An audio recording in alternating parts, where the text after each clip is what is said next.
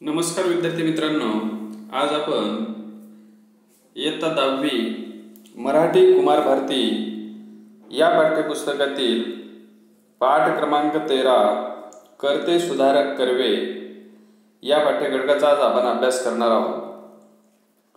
हा पाठ डॉक्टर गिरीश गोपाळ देशपांडे यांचा आहे। डॉक्टर गिरीश गोपाळ देशपांडे एक प्रसिद्ध कवी आणि लेखक आहेत।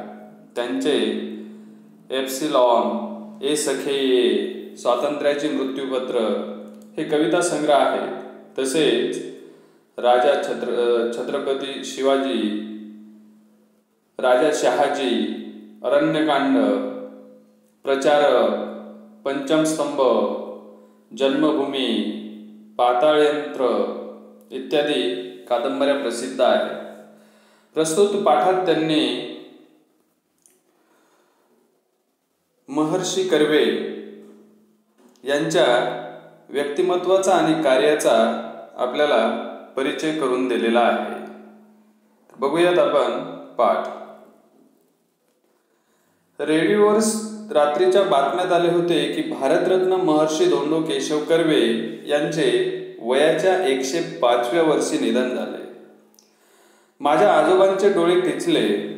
कळत्या वयात जाणू लागले की नातेवाईक नसलेले गृहस्थ 105व्या वर्षी जाऊन सुद्धा त्यांच्यासाठी डोळे भरून येत असतील तर त्यांचे कार्य खूपच मोठे असले पाहिजे।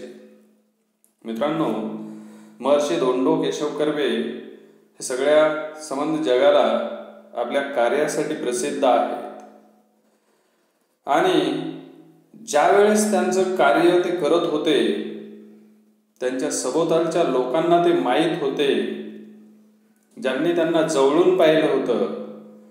ज्या वेळेस त्यांच्या निधनाची बातमी लेखक म्हणतात की आमच्या आजोबांनी रेडिओवर ऐकली तर त्यांचे डोळे टिचले, म्हणजेच डोळे ओलावले।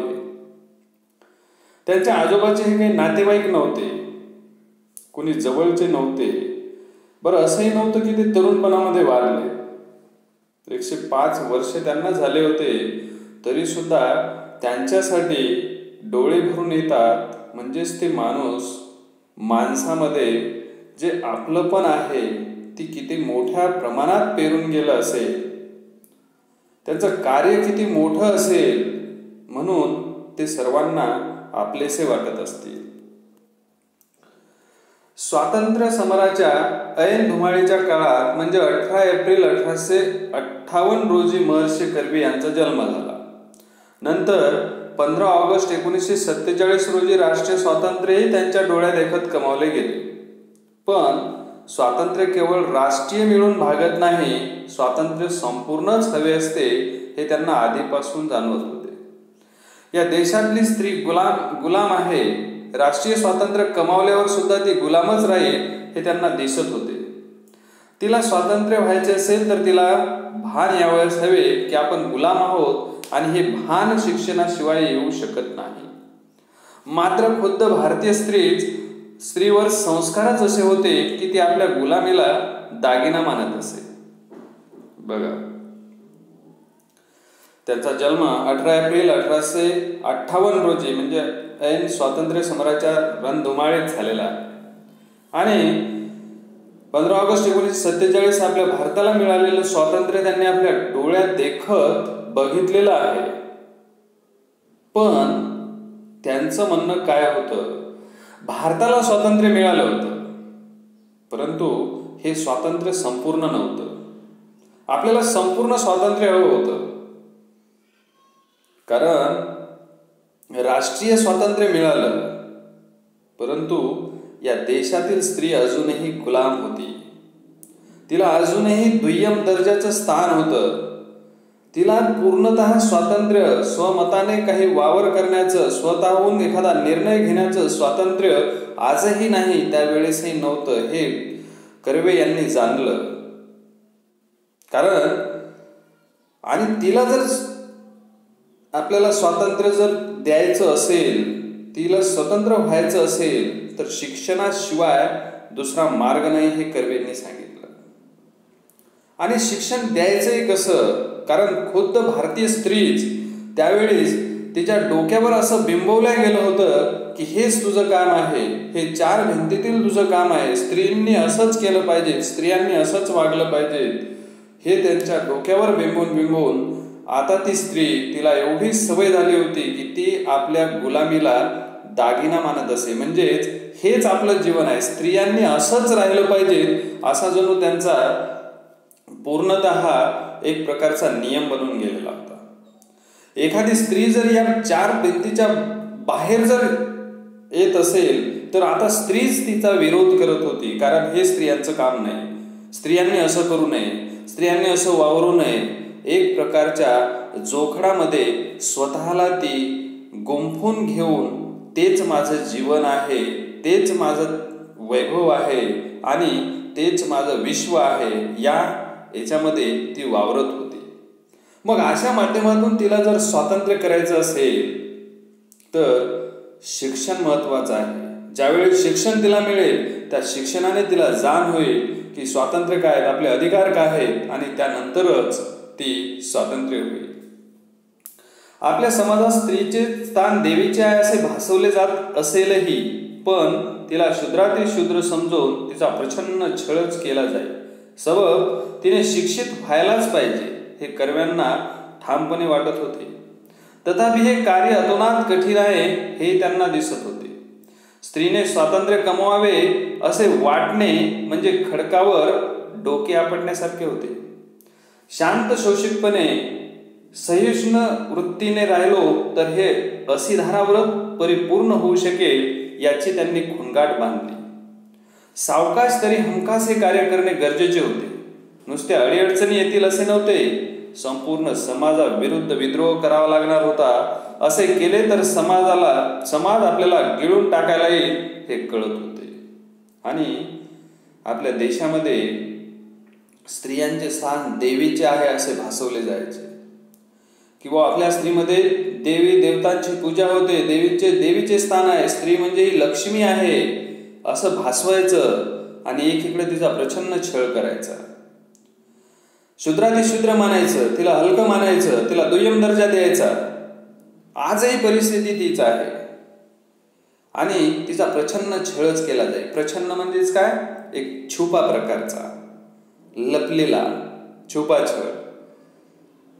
आणि मग हे जर करायचं असेल तर तिने शिक्षित व्हायलाच पाहिजे हे त्यांनी निर्धारपणे ठामपणे त्यांना वाटत होते. हे कार्य अतोनात कठीण होते, मात्र ते करणंही आवश्यक होतं. स्त्रीनं स्वातंत्र्य व्हावे अगदी त्या काळामध्ये, ज्यावेळेस नुकताच भारत स्वातंत्र्य झालेला आहे, त्या काळामध्ये शिक्षणाचा प्रसार एवढा झालेला नाही. आज जर हा विचार केला तर साहजिक आहे, परंतु त्या काळामध्ये स्त्रीने स्वातंत्र्य कमवावे असे वाटणे म्हणजे स्वतःचे डोके खडकावर आपटण्यासारखे आहे. म्हणजे आपल्याच हाताने समस्या उद्भवून अडचणीत जाणे. खडकावर डोके आपटणे म्हणजेच काय, आपल्याच हाताने समस्या उद्भवायची आणि आपणच त्याच्यात अडकायचं. महाकठीण खडकावर डोके आपटण्यासारखे म्हणजेच अतिशय कठीण कार्य होते. मात्र कर्व्यांनी जाणलं, शांत शोषितपणे आणि सहिष्णु वृत्तीने म्हणजेच काय, सहनशीलतेने, थोडंसर सहनशीलता बाळगलो तर हे असिधारा व्रत म्हणजेच अतिशय कठीण कार्य. असिधारा व्रत म्हणजेच तलवारीच्या धारेवर चालण्या इतकं कठीण हे जे कार्य आहे ते पूर्ण होऊ शकेल यांची त्यांनी खुणगाठ बांधली. मनाशी पक्का निर्धार केला की थोडंसं शांत स्वभावाने आणि सहनशील वृत्तीने जर मी हे कार्य जर थोडं करत राहिलो तर हे पूर्ण होईल, आणि ते करणं गरजेचंच होतं. त्यामध्ये नुसत्या अडचणीच नव्हत्या, तर संपूर्ण समाजाविरुद्ध विद्रोह करावा लागणार होता. कारण त्यावेळेचा जो समाज आहे तो रूढी, प्रथा, परंपरा याने ग्रासलेला होता आणि त्या समाजाला अशिक्षित समाज होता. शिक्षणाचा एवढा प्रसार झालेला नव्हता. त्यामध्ये भोंदूगिरी, काही लोकांच्या, मुठभर लोकांच्या विचाराचे म्हणजे एक अधिराज्य लोकांच्या डोक्यावर होते. त्या लोकांनी जर त्या लोकांना सांगितलं तर ते आपल्या चांगलं काय आपल्यासाठी आणि वाईट काय याचा विचारही ते करत नव्हते. त्यांना एक चाकोरीबद्ध काही नियम घालून दिलेले होते. त्या चाकोरीने ते आपलं जीवन कंठित होते. म्हणून असं जर केलं तर संपूर्ण समाजाविरुद्ध कार्य होईल आणि समाज आपल्यावर चालून येईल याची त्यांना जाण होती. हे त्यांना कळत होते. पंडिता रमाबाई यांचे जीवनचरित्र आणि ईश्वरचंद्र विद्यासागर यांचे जीवन कार्य यातून महर्षी कर्वे यांना हुरूप मिळाला. ईश्वरचंद्रांनी पोथ्यांचा पिट्टा पाडून विधवा विवाह होऊ शकतो हे दाखवून दिले. स्वतः विधवेशी विवाह करून कर्व्यांनी त्यांचा वस्तुपाठ घालून दिला. सुरुवात त्यांनी स्वतःपासून केली म्हणून त्यांना बोलायची कोणाची सोय उरली नाही. प्राध्यापक धोंडो केशव कर्वे कॉलेजात गणित शिकवत. विद्वत्तेचा ते महामेरू होते. त्यामुळे त्यांच्याशी वाद घालायला कोणी धजले नाही. केवळ सत्पुरुषांचा छळ करावा एवढेच ऐतिहासिक कार्य तेव्हाच्या अज्ञ समाजाने केले. या समाजाबद्दल महर्षी अण्णासाहेब कर्वे अर्थातच क्षमाशील होते. त्यांना छळवादी समाजवृत्तीचा आधीपासूनच अंदाज होता. समाजाने केलेल्या धक्काबुक्कीत अण्णासाहेबांचे कपडे फाटत. रोज त्यांना आपला शर्ट नाही तर कोट जिथे फाटला तिथे शिवून घ्यावा लागत असे. फाटके कपडे ते वापरत नसत. गावातील सुशिक्षित समजल्या गेलेल्या लोकांनी ससे हुलपट चालविली तरी कर्व्यांनी त्यांना ना शिव्याशाप दिले ना आपल्या कार्यातून कर्वे विचलित झाले. जसे संत ज्ञानेश्वरांचा छळ झाला होता पण त्यांच्या साहित्यात ते कुठेही उमटले नाही, तसे कर्व्यांचे आचरण ज्ञानेश्वरांच्या कवितेसारखेच राहिले. बघा, पण हे कार्य करणं आवश्यक आहे. स्त्रीला शिक्षण देणं आवश्यक आहे. स्त्रीला शिक्षणाशिवाय पर्याय नाही. ज्या वेळेस तिला तू कोण आहेस, तुझे अधिकार काय आहेत, तुला जगायचं कसं आहे तिच्या लक्षात येईल, ते शिक्षणाशिवाय शक्य नाही. कारण या समाजाने स्त्रीला अशिक्षित ठेवलेलं आहे, मुद्दामून ठेवलेलं आहे. तिला चार भिंतीच्या आत कोंडून ठेवलेला आहे, कोंबून ठेवलेला आहे. तिच्यावर सतत अन्याय अत्याचार झालेले आहेत. तिला एक प्रकारचं चाकोरीबद्ध जीवन नेमून दिलेलं आहे. जणू काही स्त्रीचा एक दासीप्रमाणे वापर या समाजाने केलेला आहे. हा कुठेतरी थांबला पाहिजे. यासाठी त्यांनी पंडिता रमाबाई आणि ईश्वरचंद्र विद्यासागर यांचे जीवनचरित्रातून त्यांना त्या कार्याचा हुरूप मिळाला. आपणही हे करू शकतो. ईश्वरचंद्रांनी पोथ्यांचा पिट्टा पाडून विधवा विवाह होऊ शकतो हे दाखवून दिले, तर कर्व्यांनी स्वतः एका विधवेशी विवाह करून एक आदर्श त्याला घालून दिला. त्यांनी सुरुवात स्वतःपासून केली. कारण सांगणारे भरपूर असतात, असं करायला पाहिजे तसं करायला पाहिजे समाजामध्ये, परंतु करणारे फार कमी असतात. कर्व्यांच्या बाबतीत ते होतं की त्यांनी सुरुवात स्वतःपासून केली. त्यामुळे त्यांना बोलायची कोणाची हिंमत झाली नाही. आणि त्यावेळेच्या समाजाने आपण जर इतिहास बघितला तर प्रत्येक सत्पुरुषांचा ज्यांनी ज्यांनी त्या समाजासाठी कार्य केलेले आहे, ज्या लोकांसाठी कार्य केलेले आहे, त्याच लोकांनी त्यांचा छळ केलेला आहे. कारण या लोकांची जी बुद्धी आहे ती मुठभर लोकांकडे गहाण टाकल्यासारखी होती. आणि ज्यावेळेस असे सत्पुरुष कार्य करायचे त्यावेळेस ते मुठभर लोक जे आहे ते या समाजाला एकाचं दोन सांगायचे आणि या सत्पुरुषांच्या विरोधात उभे करायचे. आणि नक्कीच सत्पुरुषांना त्यावेळेस छळाचा सामना करावा लागायचा, खूप त्रास व्हायचा. कारण हा समाज अज्ञानी होता. त्यांना आपलं हित कशात आहे हे समजत नव्हतं. पण अण्णासाहेब कर्वे यांनी अर्थातच हा समाज अज्ञानी आहे, तो जो माझा छळ करत आहे तो समाज नाही तर त्यांचं अज्ञान करत आहे हे त्यांनी जाणलं होतं. आणि त्यांच्याविषयी ते क्षमाशील सुद्धा होते.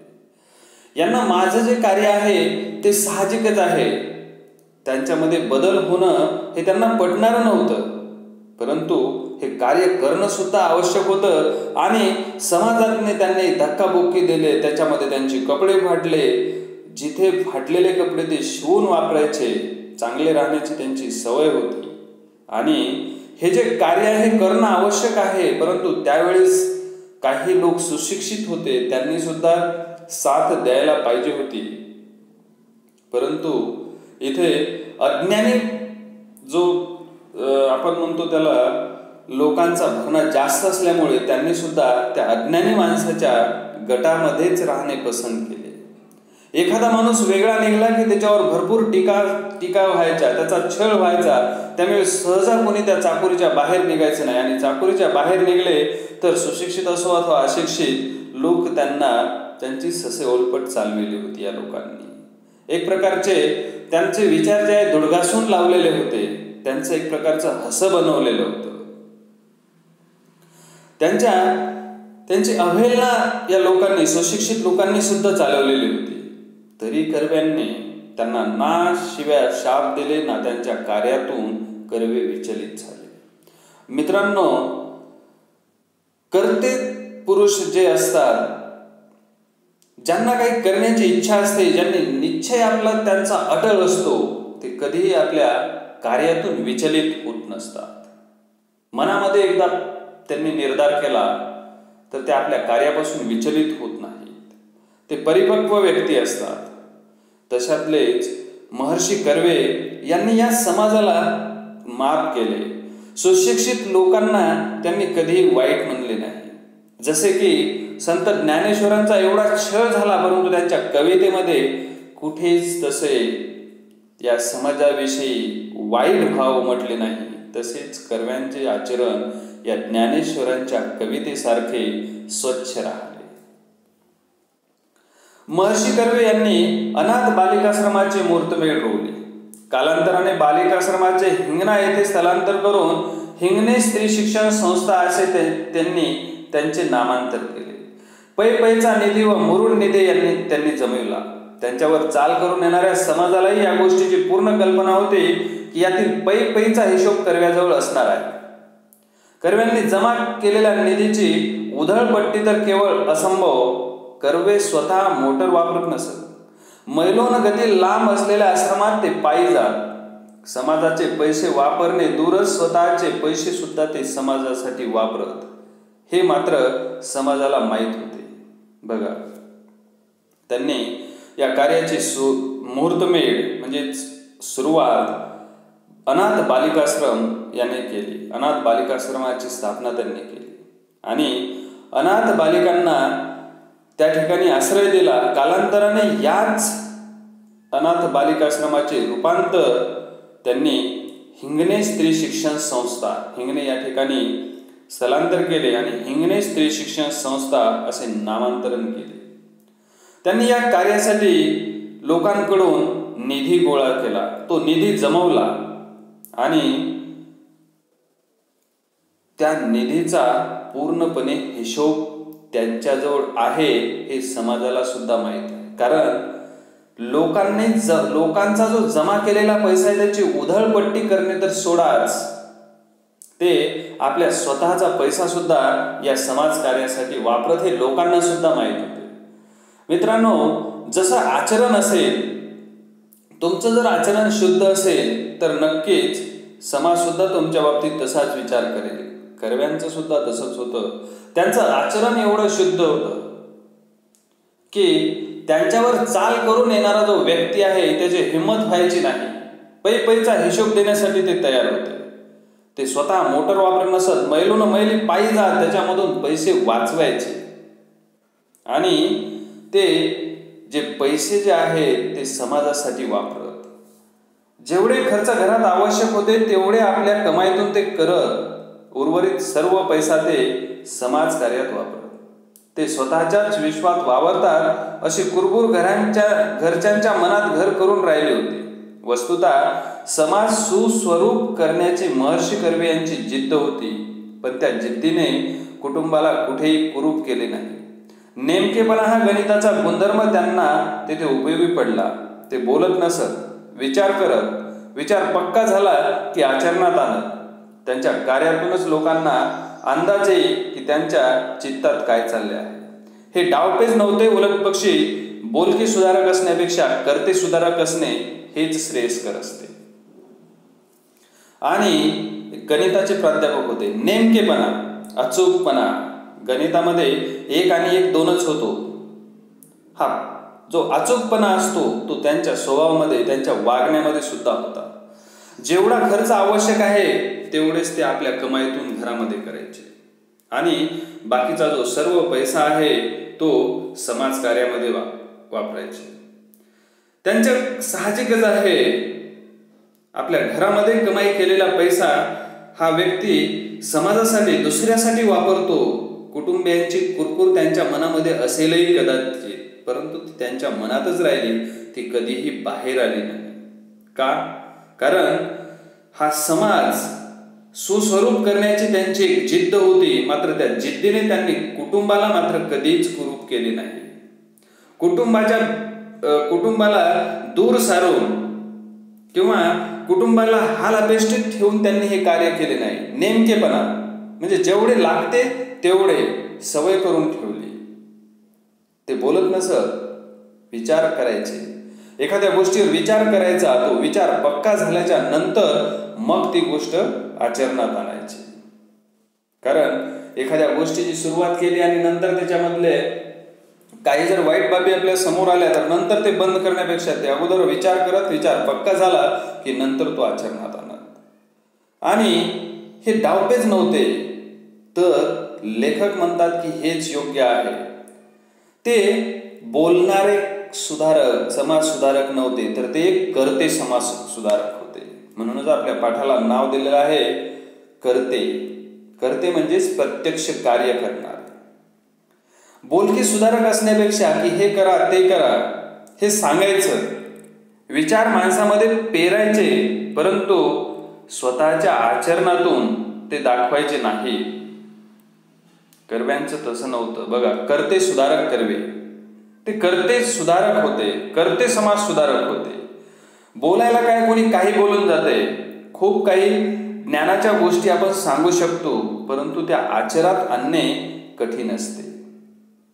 कर्व्यांचं तसं नाही. विधवा विवाह करा हे बऱ्याच जणांनी सांगितलं, केला नाही. कर्व्यांनी तो करून दाखविला, स्वतःपासून सुरुवात केली त्यांनी. म्हणजेच जे कार्य ज्या समाजामध्ये आपल्याला जे काही सांगायचं आहे ते स्वतःच्या आचरणामध्ये सुद्धा असायला पाहिजे. लोकांना मी जर सांगितलं खोटे बोलू नका, तर मी कधीच खोटे बोलायला नको आहे. लोकांना सांगायचं सत्य मार्गावर चला, माझंही आचरण तसं असायला पाहिजे. लोकांना सांगायचं की तुम्ही वाईट मार्गाने धन कमवू नका, माझंही आचरण तसंच असायला पाहिजे. तरच लोक तुमच्या शब्दाला मान देतील, तुमचं ऐकतील. तुमच्या आचरणामध्ये जर ती गोष्ट असेल तरच लोक तुमच्या शब्दांचा आदर करतील आणि त्या शब्दाला एक किंमत असेल. म्हणूनच अण्णासाहेब कर्वे यांच्या शब्दाला किंमत होती. महर्षी कर्वे याचमध्ये स्थित प्रज्ञांची लक्षणे होती. जो स्वतःच्या सुखदुःखात अविचल राहतो, मात्र दुसऱ्याच्या दुःखात दुःखी होतो, दुसऱ्याच्या सुखात सुखी होतो, तो खरा स्थित प्रज्ञ. महर्षी कर्वे यांचे लक्ष केवळ समाज सुधारणेत होते. त्यांना कुणावर ऋण ठेवायचे नव्हते, तसेच त्यांना कुणाच्या ऋणातही राहायचे नव्हते. कर्व्यांना कुठे चेवावे लागले तर ते पैसे काढून ताटाशेजारी ठेवून उठत. आपल्यावर पैसे कोणाला खर्च करू देत नसत. इतरांना सहसा न साधणारे कार्य करायचे होते महर्षी कर्वे यांना. बघा, महर्षी कर्वे यांच्यामध्ये स्थित प्रज्ञांची लक्षणे होती. स्थित प्रज्ञे म्हणजेच काय? जो स्वतःच्या सुख दुःखात अविचल राहतो, डचमळून जात नाही, खंबीर राहतो, स्थिर राहतो, त्याला म्हणायचं स्थित प्रज्ञ. कर्वे तसेच होते. आपल्या सुखदुःखात ते अविचल राहायचे, विचलित होत नसत. दुःख आल्याच्या नंतर वाईट वाटून घ्यायचं, सुखामध्ये वाहून जायचं हे त्यांच्या स्वभावात नसे. ते अविचल राहायचे, स्थिर राहायचे. मात्र दुसऱ्याच्या दुःखात दुःखी व्हायचे, दुसऱ्याच्या सुखात सुखी व्हायचे. कारण हे समाज त्यांचं कुटुंब होतं. त्यांचे लक्ष केवळ समाज सुधारणेत होते. आणि दुसरी एक गोष्ट की त्यांना कुणावर ऋण ठेवायचे नव्हते, कुणाच्या ऋणात सुद्धा त्यांना राहायचे नव्हते. आपल्या आचरणामध्ये आपण वागत असताना ते असे वागायचे, एखाद्या वेळेस जर कोणाच्या घरी जेवायचं काम पडलं तर ताटा शेजारी पैसे ठेवूनच उठायचे. मला कोणाचं जे अन्न आहे ते फुकट नको आहे. बघा किती छोट्या छोट्या गोष्टींचा विचार करत असेल ही व्यक्ती. त्याचबरोबर कोणाला आपल्यावर खर्च करू देत नसत, की माझ्यावर पैसे खर्च करा, हे तर मुळे त्यांच्या स्वभावातही नव्हते. एकच ध्यास होता की या समाजाची सुधारणा करायची, या समाजातील स्त्रीला स्वातंत्र्य मिळवून द्यायचं आहे.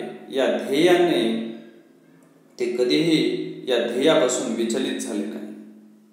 आणि का हे करायचे की त्यांना इतरांना न साधणारे कार्य त्यांना करायचे होते. म्हणूनच तर ज्यांच्या आचरणामध्ये एवढ्या छोट्या छोट्या गोष्टी असतील की ज्यांच्या घरी जेवले त्यांच्या ताटा शेजारी जो व्यक्ती पैसे ठेवून उठत असेल त्यांच्याकडे बोट उगारण्याची हिंमत कशाला पाहिजे. आपल्या आचरणामधून ते गोष्टी ह्या दाखवून देत की मी कसा आहे. म्हणूनच समाज त्यांच्यावर उलटून येतही असेल, परंतु त्यांची हिंमत त्यांच्यावर वाईट बोलण्याची होत नसेल. भारताचे अर्धांग जे स्त्रिया त्यात अनपढ राहिल्या तर देश अर्धांगवायू झालेल्या व्यक्तीसारखा होईल. एका बाजूला या देशाला आपण भारत माता म्हणतो, सरस्वतीला आपण वाङ्मयाची जननी मानतो, आणि दुसरीकडे स्त्री निरक्षर अज्ञानी ठेवतो. हा चीड आणणारा विरोधाभास त्यांना घालवायचा होता. महर्षी धोंडू केशव कर्वे यांनी जपानच्या धर्तीवर इसवी सन 1916 साली भारतातले पहिले महिला विद्यापीठ 5 स्त्रियांना दाखल करून स्थापन केले. आगबोटीने प्रवास करण्याच्या त्या जुन्या जमान्यात महर्षी कर्व्यांनी जग प्रवास करून स्त्री शिक्षणाचे महात्म्य सर्वत्र बिंबिवले. जगभर स्त्री शिक्षणाबद्दल सभा घेतल्या.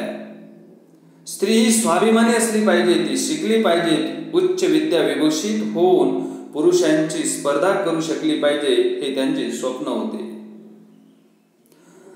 त्यांना 2 कार्य करायची होती. एका टोकावर स्त्री साक्षर करणे हे जटिल कार्य व दुसऱ्या टोकावर तिला पुरुषांच्या बरोबरीने स्पर्धेत उतरविणे हे अटीतटीचे कार्य. पुरुष प्रधान संस्कृतीत स्त्रियावरील पारतंत्र्याचे जोखड उखडून टाकावे हे महाकठीण काम होते. गुरुत्वाकर्षणाविरुद्ध पृथ्वी बाहेर पडणाऱ्या रॉकेट सारखी क्षमता येथे आवश्यक होती. बघा त्यांनी सांगितलेलं आहे की स्त्री शिक्षण का आवश्यक आहे, स्त्री स्वातंत्र्य का आवश्यक आहे.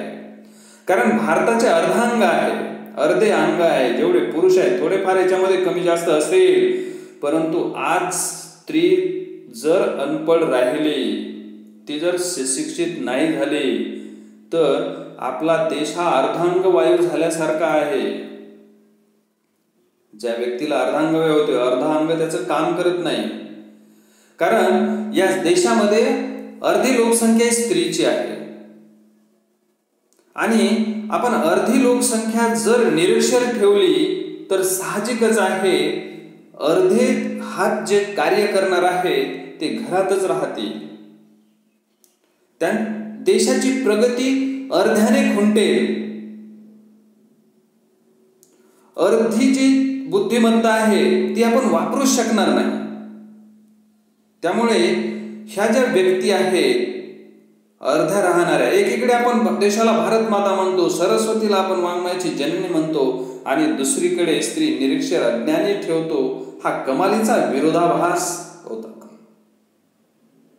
सरस्वती स्त्री वाङ्मयाची जननी आहे आणि दुसरीकडे स्त्री आपल्या घरातील निरक्षर आहे. कितीतरी मोठा विरोधाभास आहे. आणि त्यांनी हे सगळं करण्यासाठी ते कर्ते सुधारक असल्यामुळे जपानच्या धर्तीवर त्यांनी खूप अथक परिश्रम करून इसवी सन 1916 साली भारतातले पहिले महिला विद्यापीठ फक्त 5 स्त्रियांना दाखल करून त्यांनी स्थापन केले. त्यावेळी दळणवळणाच्या एवढ्या सोयी नव्हत्या, परंतु ज्या सोयी उपलब्ध होतील त्यांनी वेगवेगळ्या देशांचे दौरे केले. त्या देशामध्ये जाऊन त्यांनी स्त्री शिक्षणाबद्दल सभा घेतल्या.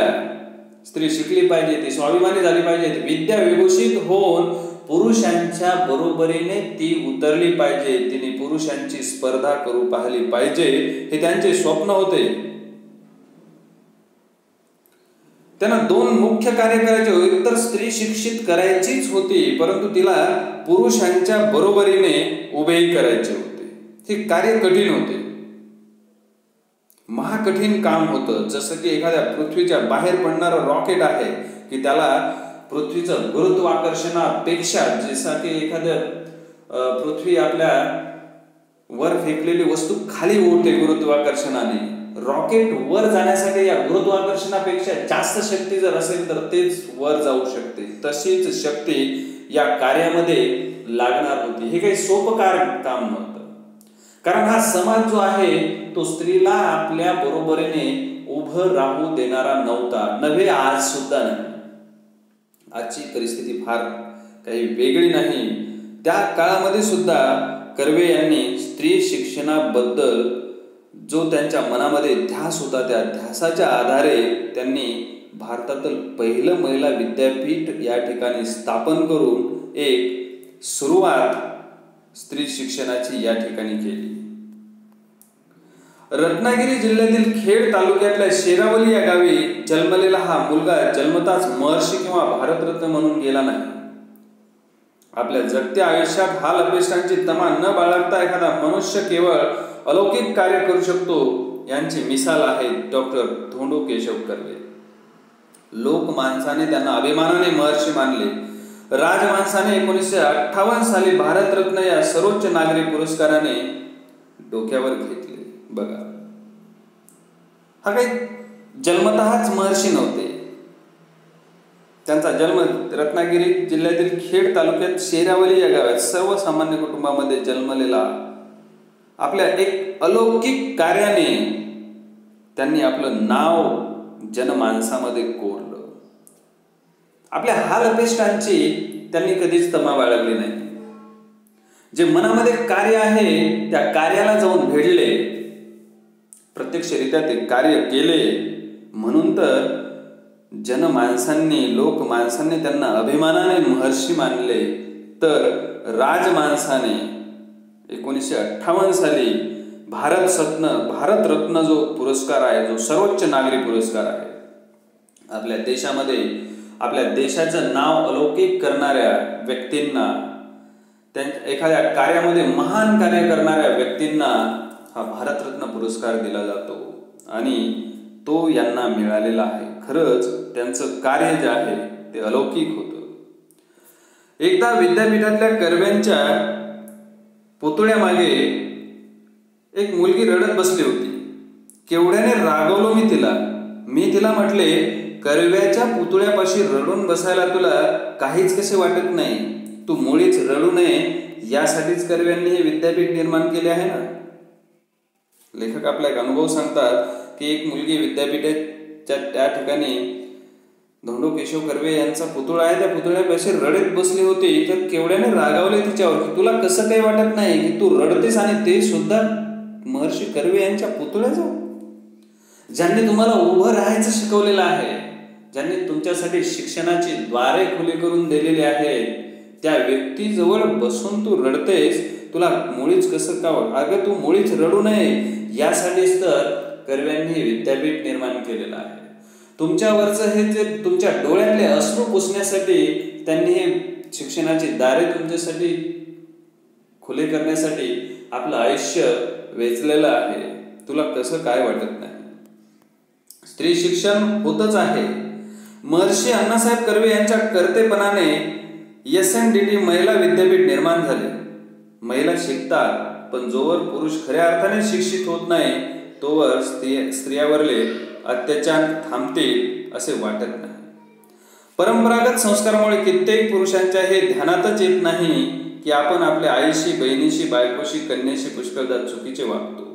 स्त्री दुय्यम नागरिक किंवा वस्तू नाही, तिलाही स्वप्ने, भावभावना, आकांक्षा, विचार असतात.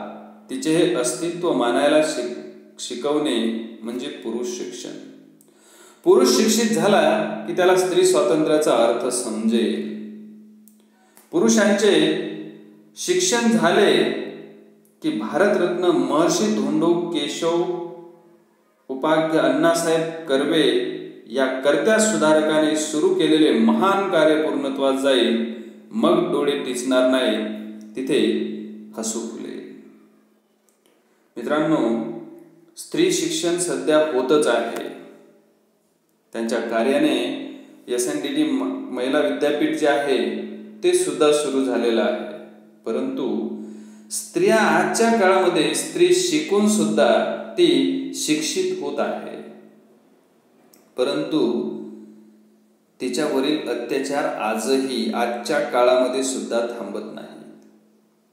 कारण जोपर्यंत या ठिकाणी पुरुष सुशिक्षित होत नाही, पुरुषांचं सुशिक्षित होणं म्हणजेच काय की पुरुषाला ज्यावेळेस त्याचं लक्षात येईल की स्त्री सुद्धा ही पुरुषाप्रमाणे एक मानव आहे,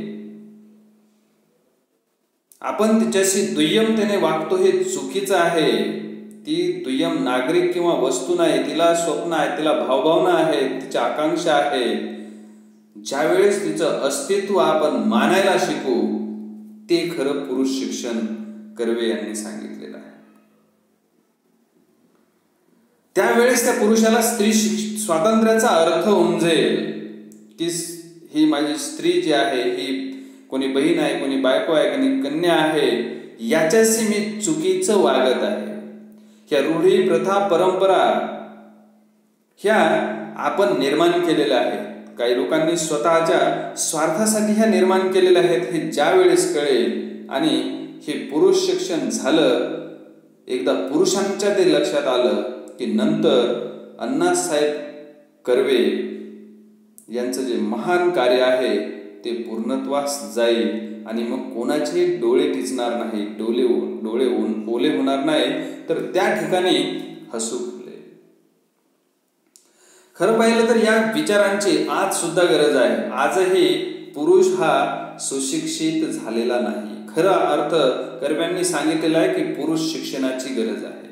स्त्री ह्या शिकत आहे, तर शिक्षणाची दारे खुली झालेली आहे. तिला आपल्या स्वातंत्र्याचं महत्त्व सुद्धा कळत आहे, आपल्या अधिकारासाठी ती झगडत सुद्धा आहे. परंतु यामध्ये सुद्धा तिला जे स्थान आहे पुरुषांच्या बरोबरीचं ते अजूनही प्राप्त झालेलं नाही. ते तेव्हा प्राप्त होईल ज्यावेळेस पुरुष हा शिक्षित होईल. अशा प्रकारे या पाठामध्ये डॉक्टर गिरीश गोपाळ देशपांडे यांनी महर्षी कर्वे यांच्या व्यक्तिमत्वाचा आणि त्यांच्या कार्याचा वेगळेपणाने परिचय त्यांचा आपल्यात करून दिलेला आहे. आणि या पाठाच्या माध्यमातून कर्ते समाज सुधारक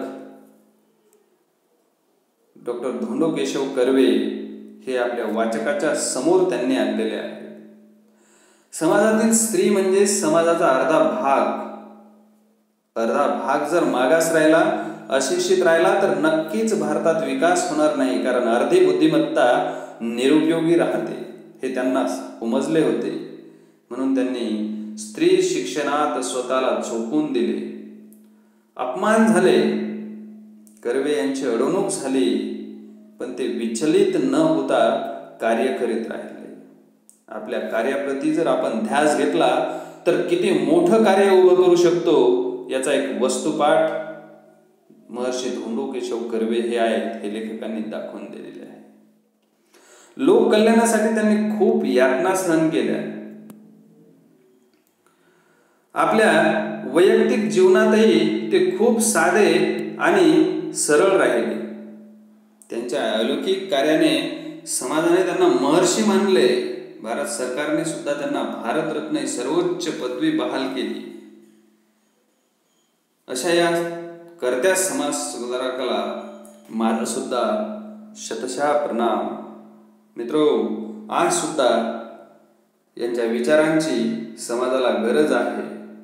म्हणूनच विद्यार्थ्यावर स्त्री शिक्षणाच्या संदर्भात आणि स्त्री समान आहे, तिला समान हक्क मिळवण्याच्या संबंधात, तिला समान दर्जा देण्याच्या संदर्भात आपल्यावर एक संस्कार व्हावे या दृष्टीने हा जो पाठ आहे हा आपल्या अभ्यासक्रमाला आहे. याचे संस्कार, याचे मूल्य विद्यार्थ्यामध्ये रुजावं स्त्री पुरुष समानता ही